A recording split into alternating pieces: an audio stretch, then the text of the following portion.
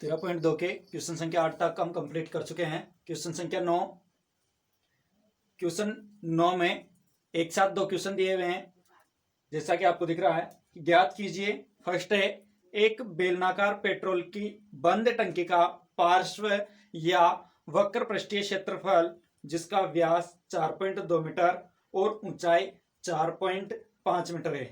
एक बंद बेलनाकार टंकी है जिसके हमें व्यास और ऊंचाई दी हुई है, तो हम लिखेंगे पेट्रोल की टंकी की ऊंचाई बराबर 4.5 मीटर। फिर हमें दिया हुआ है टंकी का व्यास, व्यास बराबर है 4.2 मीटर। हमें इसकी त्रिज्या की आवश्यकता होगी, क्योंकि हमारे सूत्रों में केवल त्रिज्या ही काम आती है। त्रिज्या को हम दर्शाते हैं स्मॉल आर से। त्रिज्या कैसे निकाली जाती है? व्यास से। त्रिज्या को व्यास से निकालने के लिए व्यास में 2 का भाग दे दिया जाता है, यानी त्रिज्या होती है व्यास की आधी। 2 का भाग लगाएंगे तो 42 में भाग जाएगा 21 बार, 2 दूनी 4, फिर पॉइंट है तो पॉइंट, ये हो जाएगा 2.1 मीटर। फिर हमें इसमें फर्स्ट ज्ञात करना है टंकी का पार्श्व या वक्र पृष्ठीय क्षेत्रफल। पार्श्व पृष्ठ हो या वक्र पृष्ठ हो, दोनों ही एक ही चीज है। वक्र पृष्ठीय क्षेत्रफल बराबर सूत्र होता है 2πr/h। पाई का मान 22/7, आर का मान 2.1, फिर h का मान 4.5, तो ये 4.5। 7 से काटा 0.3 बार, 7 या 21, 3 बार भाग जाएगा, पॉइंट लग जाएगा 0.3।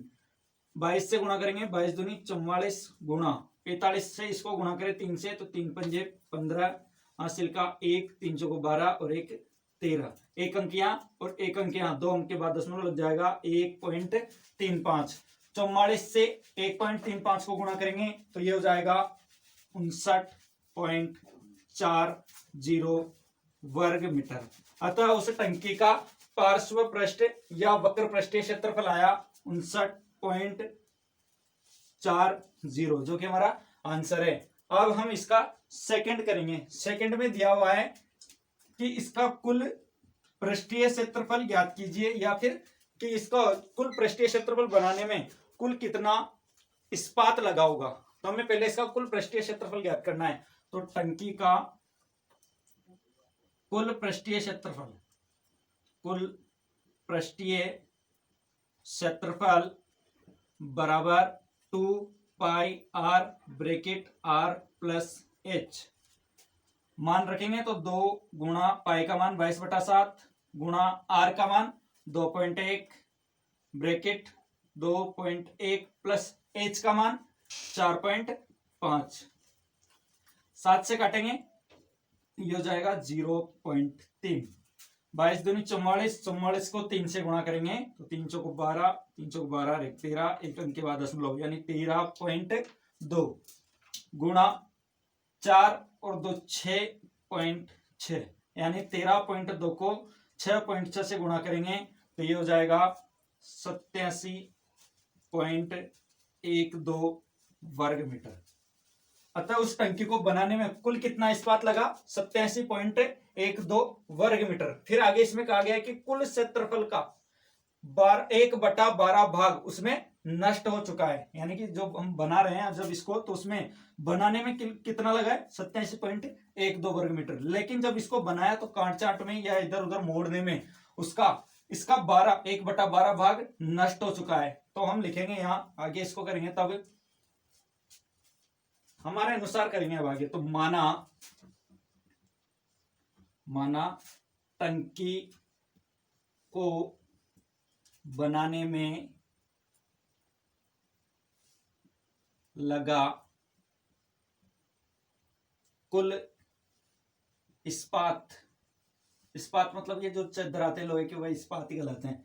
कुल इस्पात बराबर x वर्ग मीटर। मान लीजिए कि टंकी को बनाने में कुल कितना इस्पात लगा, x, क्योंकि ये तो बनाने के बाद में जो बचा है वो है काटा गया, उसमें मोड़ा गया, वो अब उसमें जुड़ेगा, वो x मान लिया हमने। माना टंकी को बनाने में लगा कुल इस्पात x मीटर, x वर्ग मीटर। नष्ट हुआ इस्पात यानी जो नष्ट हो चुका है उसमें से वो कितना था, x का 1/12 भाग।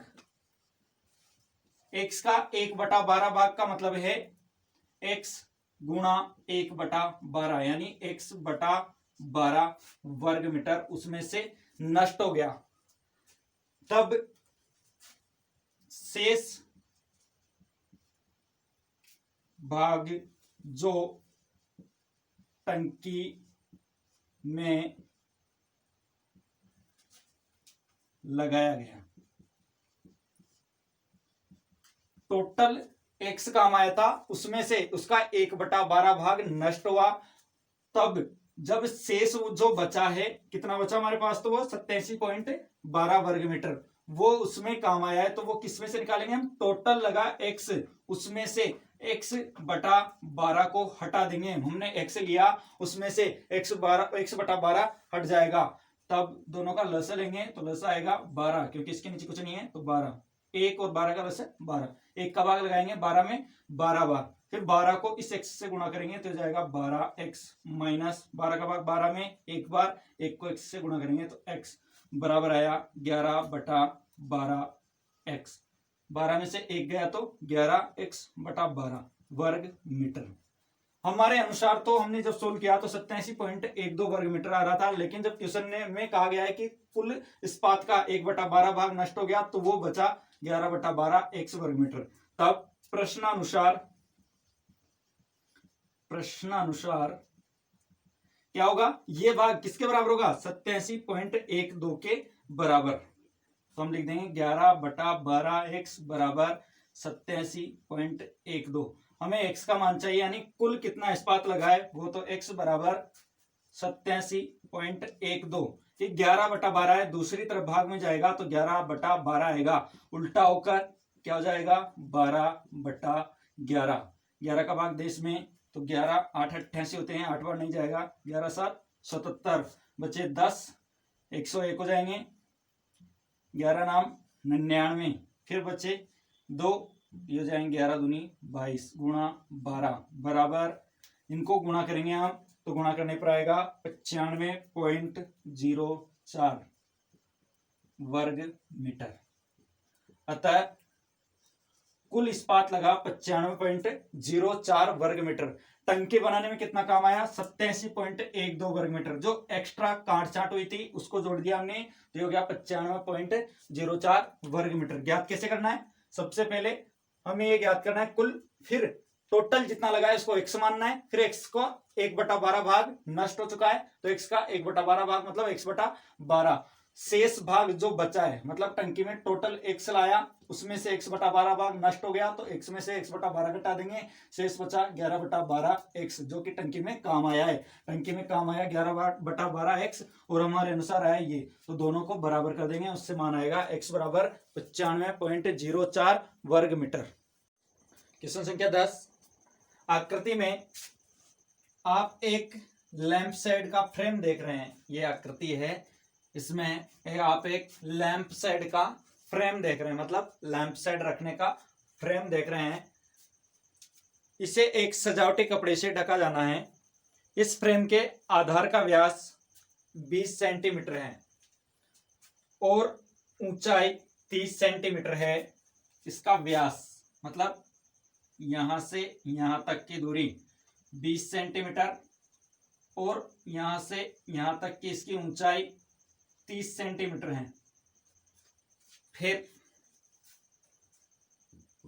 फ्रेम के ऊपर और नीचे मोड़ने के लिए दोनों ओर 2.5 सेंटीमीटर अतिरिक्त कपड़ा भी छोड़ा जाना है, मतलब इसको ढकना है। जब हम ढकेंगे तो इस प्रकार यहां से इस पर कपड़ा रखेंगे तो यहां तक आएगा, और ऊपर और नीचे मोड़ने के लिए इसमें एक्स्ट्रा 2.5 इधर 2.5 इधर, तो 2.5 सेमी 2.5 सेमी एक्स्ट्रा कपड़ा चाहिए। ज्ञात कीजिए कि लैंप शेड को ढकने के लिए कुल कितने कपड़े की आवश्यकता होगी। अब हम ज्ञात करेंगे लैंप शेड का व्यास। तो त्रिज्या, पहले व्यास लिखेंगे, लैंप शेड के आधार का व्यास बराबर 20 सेमी। हमें व्यास से त्रिज्या निकालनी है। त्रिज्या r बराबर कितनी होगी, 20 की आधी, 20/2 बराबर 10 सेमी। फिर आगे दिया हुआ है इसमें किसकी ऊंचाई, लैंप शेड की ऊंचाई बराबर 30 सेमी। लैंप शेड की ऊंचाई 30 सेमी है, हमें कपड़ा चाहिए 30 तो ये, और 2.5 ऊपर मोड़ने के लिए, 2.5 नीचे मोड़ने के लिए। अतः कपड़े की लंबाई या ऊंचाई 30, जो कि इस लैंप शेड के बराबर, प्लस 2.5 ऊपर प्लस 2.5 नीचे। तो 30 प्लस 2.5, 2.5 हो जाएगा 5.0, 30 में 5 जोड़ेंगे तो 35 सेंटीमीटर कपड़े की लंबाई की आवश्यकता होगी इसको ढकने के लिए। अब जब इसे ढका जाना है तो ढकने के लिए ऊपर का एरिया खुला छोड़ना पड़ेगा, क्योंकि ऊपर लैंप लगाना है। नीचे का एरिया हमें ढकना ही नहीं है, केवल मोड़ने के लिए यहां पर 2.5 सेमी, ऐसे ही नीचे यहां पर मोड़ने के लिए भी 2.5 सेमी का कपड़ा चाहिए। तो हमने किसको ढका, केवल इसके चारों तरफ के एरिया को, यानी वक्र पृष्ठ को। अतः कपड़े का क्षेत्रफल या आवश्यक कपड़े का क्षेत्रफल बराबर 2πr।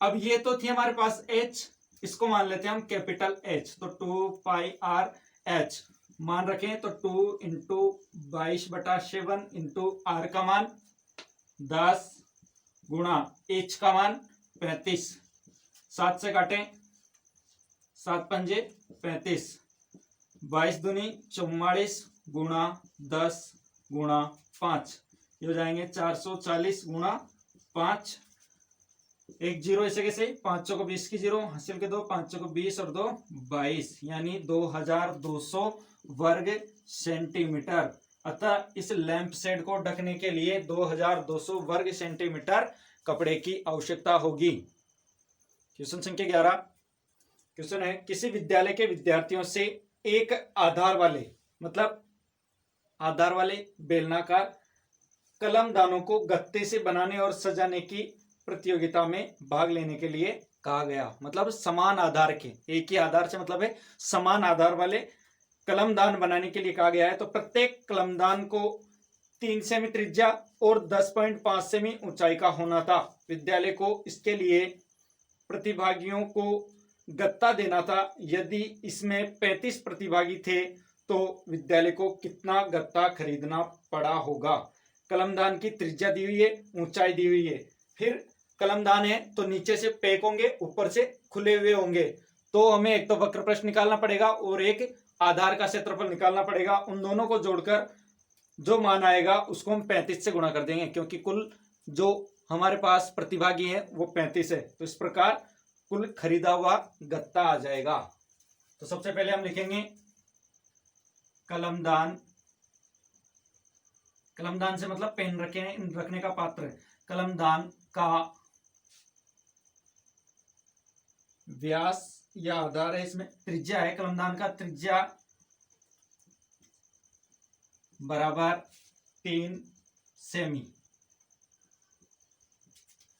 और आगे दिया हुआ है ऊंचाई 10.5 सेमी। हमें इसमें यह ज्ञात करना है कि कुल कितने गत्ते की आवश्यकता है। कलमदान ऊपर से खुले हुए हैं, क्यों खुले ही रहेंगे पेन रखने के लिए। कलमदान ऊपर से खुले हुए हैं, तब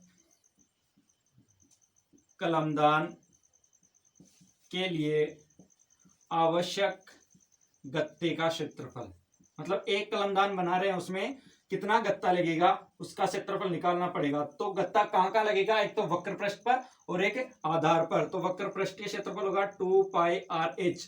आधार कैसा होता है, वृत्ताकार, तो आधार का सूत्र होगा πr²।